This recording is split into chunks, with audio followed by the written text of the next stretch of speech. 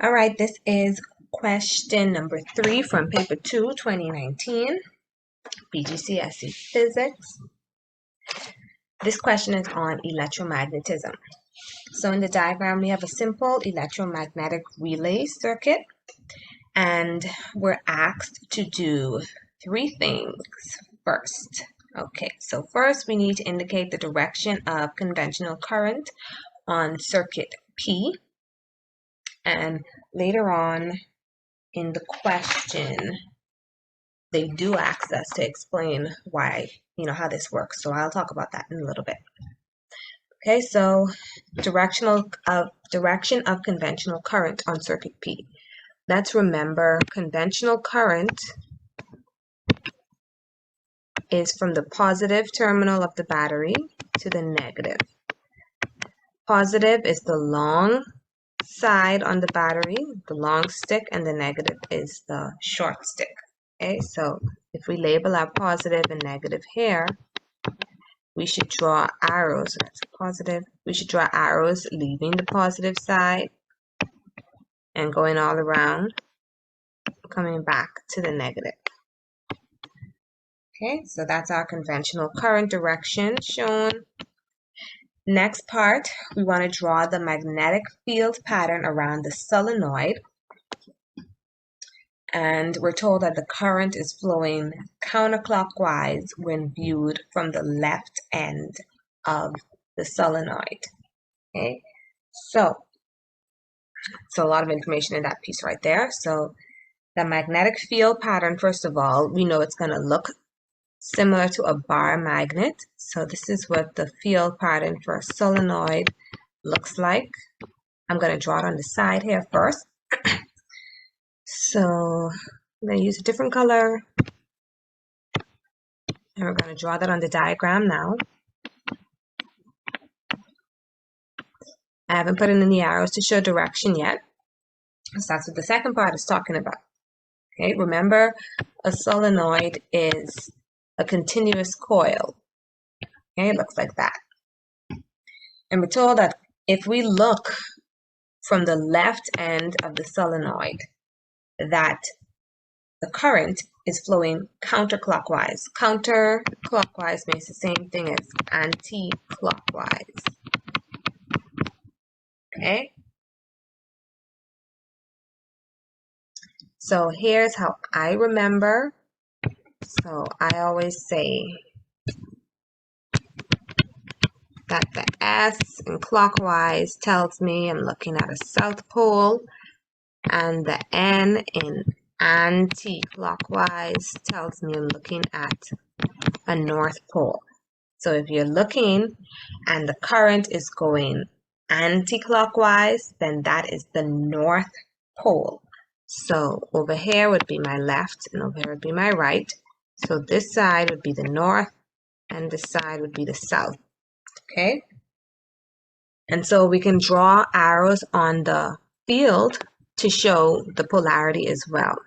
So that would be part 3 here. So I've done part 1, I've drawn the shape. And part 3, just to be safe, so it says in part 2, gives us some information about the polarity. So that part, we're to draw the arrows. Okay, so arrows going from north to south. That's true for all magnetic field lines. They always travel from north to south. And then the polarity, so that just means put in the poles. North pole and south pole. So that side is the north, that side is the south. All right, so we're done with that first part. Next thing we're asked is to state 2 factors that would increase the strength of the electromagnet. Okay. So there are 2 things that we can do. We can increase the current.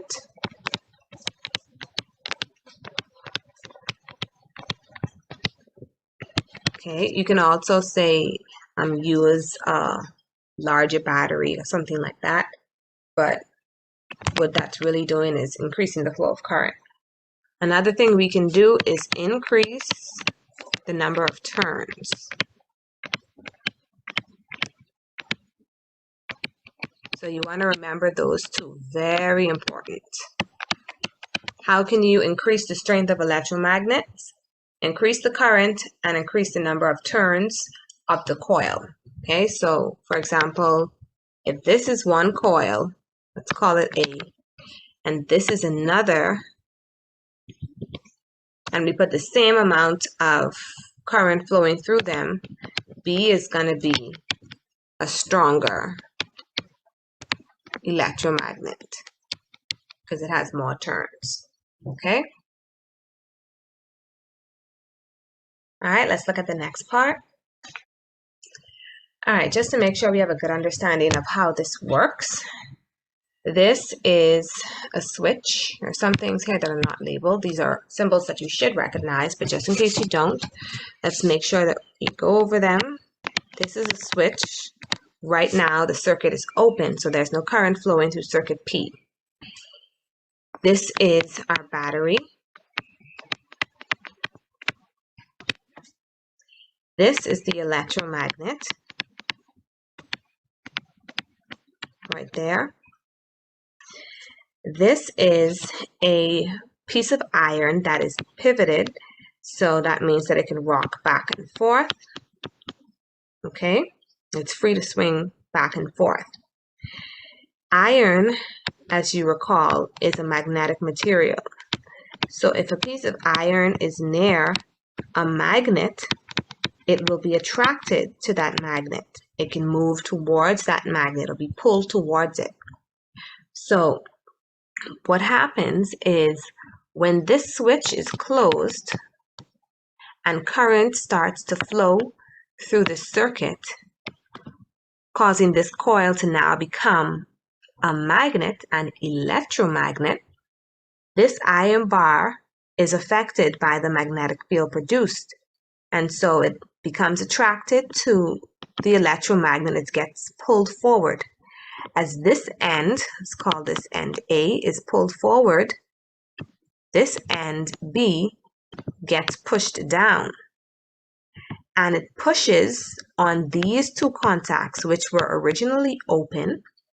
And these two contacts open and close the second circuit, circuit Q, which also has a battery and it has a bulb in it. So we'll know when circuit Q is working when we see that bulb light up. So as the electromagnet pulls the iron bar towards it, pushing down on the contacts, when they become closed now, current is allowed to flow in circuit Q. Once that happens, the bulb in circuit Q is able to light up. So in essence, circuit P acts as a sort of switch for circuit Q. Okay? Only when circuit P is on and the electromagnet is activated do the contacts that open and close circuit Q get pushed together, completing the circuit, allowing current to flow. If that electromagnet was not there, the iron would not move, it would have no reason to, and so the contacts would not get pushed closed. Okay? So that's how that works. So the question that we're asked is, what should happen to circuit Q when the switch in circuit P is closed? So we're asking, what observation should we make? What should we see? So this is not the part to say all of that, what I just said. You're just saying simply, what should you see in circuit Q? And so very simply, the lamp lights. Okay? So we should see the lamp become lit. Okay? Now, in the second part is where you're going to explain why that happens. So it's going to take a little bit of practice to get that explanation down really concise. So I want you to practice saying and writing it over. Notice you only have 3 lines and it's only for 2 points. So you want to very briefly, very concisely say what happens. So I'm going to give you an example, but I don't want you to try and remember what I say verbatim. I want you to practice explaining that process, how that circuit works. I like to say, tell the story of the electromagnetic relay on your own until you got it down. You can say it in like 3 lines. So here's an example. All right, so here's my answer. When the switch in circuit P is closed, the electromagnet is activated. This causes the iron bar to be attracted to it and push the spring-loaded contacts together. This completes circuit Q, allowing current to flow through the lamp. Okay, these questions, these free response questions can be kind of tricky, but you just want to make sure that you have certain keywords. Okay, so those are the most important things. All right, and the last part of this question, give one use of this electromagnetic relay. All right, so you can put the most common one. These are used in car starter circuits. Okay, and you can research some other examples if you want, but that's the most common one, and you can remember that one. It's unlikely you'll be asked more than one. And that's the end of question 3.